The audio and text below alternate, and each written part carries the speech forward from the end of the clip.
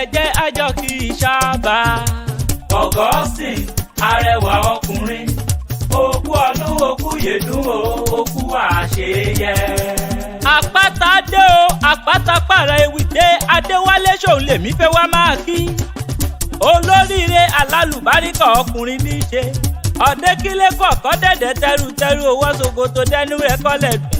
Òkòjà tẹnu gbọ́dọ̀ apọ́npẹ́pọ̀ rẹ̀ ọ̀nà délé ó dúró déédé ó rẹwà lọ́kùnrin onínúure ni.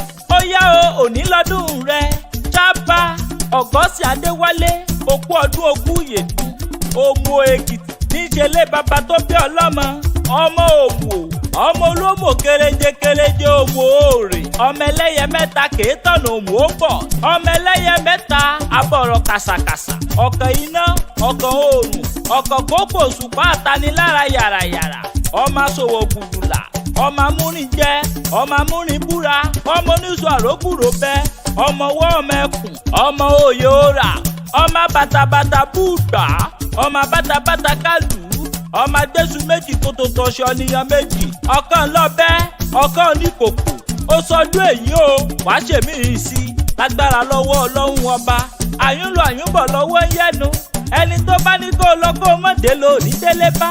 Happy birthday to you oh and we all wish you long life and prosperity. Bóyin bá ṣe tágbẹ́rẹ́ ó dinú kókó igi bá fẹ̀rẹ̀ bọ̀jọ̀ bá ṣe tágbẹ́rẹ́ ó dinú sàrẹ̀ tó kọ́lé sí àpáta ewì mo ṣe tán o mò ń rebi tá a forí mi sọlẹ̀ sí o níbi ojúmọ́ ti mọ́dé jojo ilẹ̀ kílẹ̀.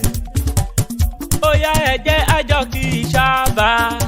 Augustine arẹwà ọkùnrin okú ọdún okú yèdún o okú àṣeyẹ.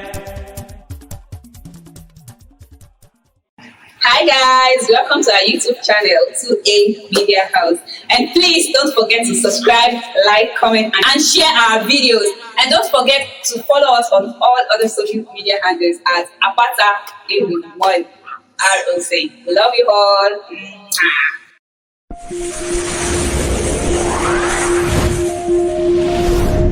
Kindly click like and subscribe to our YouTube channel and press the notification button for more. Thank you.